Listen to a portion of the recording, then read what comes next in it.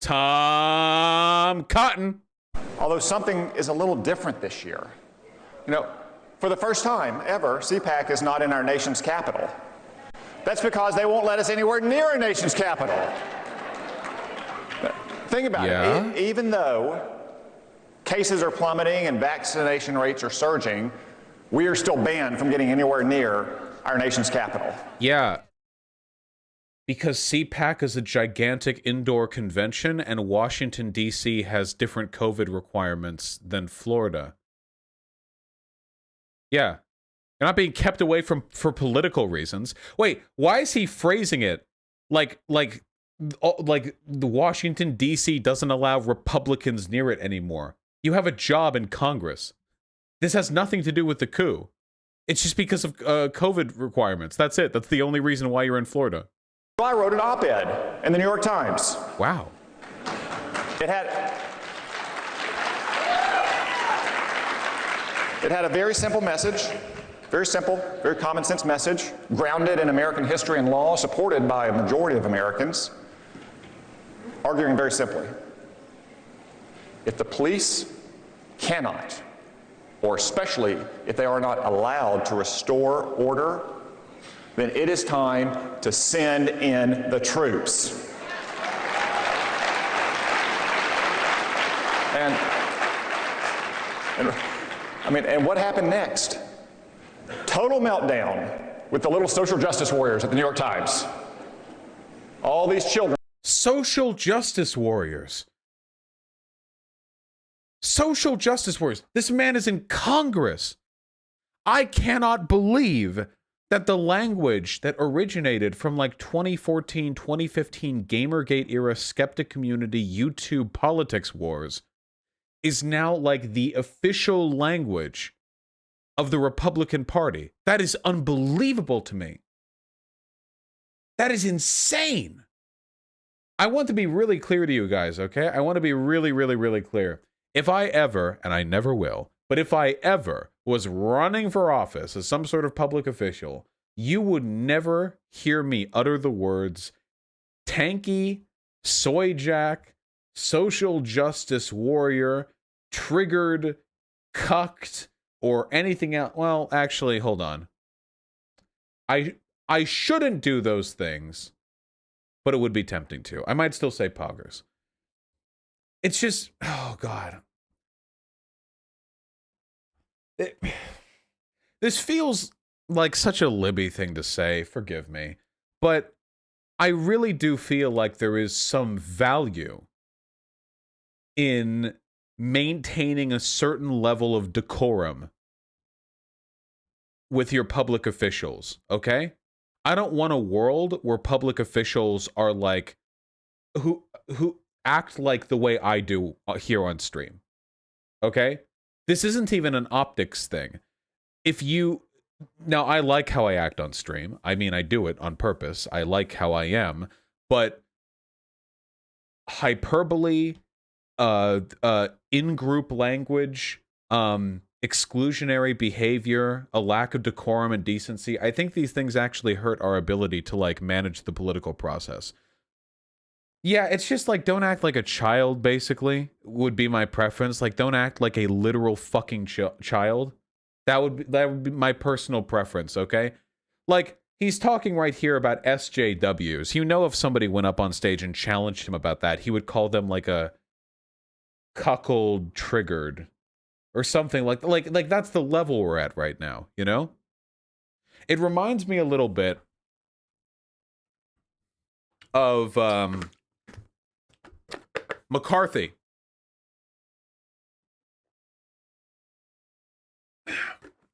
Remember? McCarthy? Senator McCarthy? McCarthyism? That whole thing? There's this quote.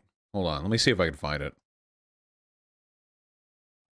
McCarthy, for those of you who don't know, and you really should, because this is kind of pivotal info if you're a leftist, this guy, you know, 1950s, senator, this guy saw communists in his shoes everywhere. He saw communists in the reflection of the windows, the storefronts that he walked by on his way to work. He saw communists hiding in the gutters and the drains, and what he essentially did was he whipped up the conservative portion of America, which back then, I mean, that meant a little bit of a different thing, but not too different than what it does today. He whipped them all up into seeing communists everywhere. McCarthy said, I have lists of communists everywhere. I have they're in Hollywood, they're in our government, they're in our military, they're absolutely everywhere. And it got him a lot of attention. He said he had these lists. He didn't really talk that much about where he got these lists from. He never revealed these lists, but he had these lists. His caterwauling led to a lot of people getting blacklisted. And what was eventually his downfall was the fact that, in spite of the fact that people were terrified of communists back in the 50s, in spite of the fact that he was taking advantage of their fear, he actually went too far. The big mistake he made was this, and I'm going to read this from an article off of Senate.gov. This is a government article.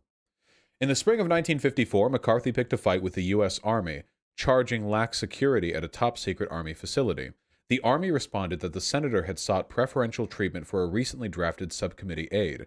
Amidst this controversy, McCarthy temporarily stepped down as chairman for the duration of the 3-month nationally televised spectacle known to history as the Army-McCarthy hearing. That's right, 3 months dedicated to this. The Army hired Boston lawyer Joseph Welch to make its case. At a session on June 9, 1954, McCarthy charged that one of Welch's attorneys had ties to a communist organization. As an amazed television audience looked on, Welch responded with the immortal lines that ultimately ended McCarthy's career. Until this moment, Senator, I think I never really gauged your cruelty or your recklessness. When McCarthy tried to continue his attack, Welch angrily interrupted. Let us not assassinate this lad further, Senator. You've done enough. Have you no sense of decency? Overnight, McCarthy's immense national popularity evaporated. Censured by his Senate colleagues, ostracized by his party, and ignored by the press, McCarthy died 3 years later, 48 years old, and a broken man. Rest in piss. The reason why I said all of that, yeah, good, bitch.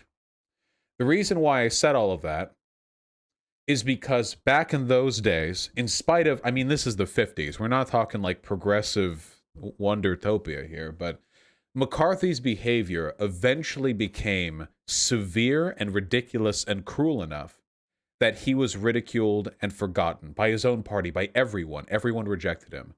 Nowadays, I would be willing to bet the average Republican congressperson would say that McCarthy was right.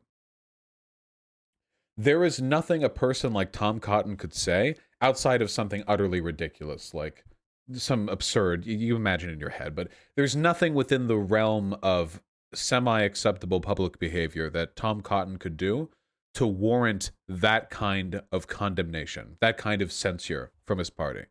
Where back in the 1950s, people had a limit, today they do not. Isn't that interesting? That's one of the things that gives me a little warm feeling in my chest, that for all of the ridiculous showboating McCarthy led the whole country on, there was a limit. Eventually, McCarthy was cruel enough, stupid enough, aggressive enough that people dropped him. But nowadays, I don't think that's the case. I don't think that could happen. I don't think there's that limit anymore. And that's the reason why, to an extent, I do like civility in politics. Not, hey, if you're a black person who's protesting injustice, you should be real nice about it. Not that type of civility politics. But it's very easy for fascists to make their moves when you get rid of the expectation that people behave decently. Does that make sense? Once you get rid of the expectation for decency, the ability for the stakes to ratchet up quickly escalates massively. Things quickly escalate. And Tom Cotton and Ted Cruz and Donald Trump are symptomatic of that development. But Democrats will never move in that direction. Democrats aren't capable of meeting that game. Democrats aren't going to come out and have like these aggressive like preacher types coming out there who are going to condemn the Republicans day in and day out, to be cruel, to be harmful to them. Democrats can't do that, which is unfortunate, because I think that might be preferable to Biden's current direction.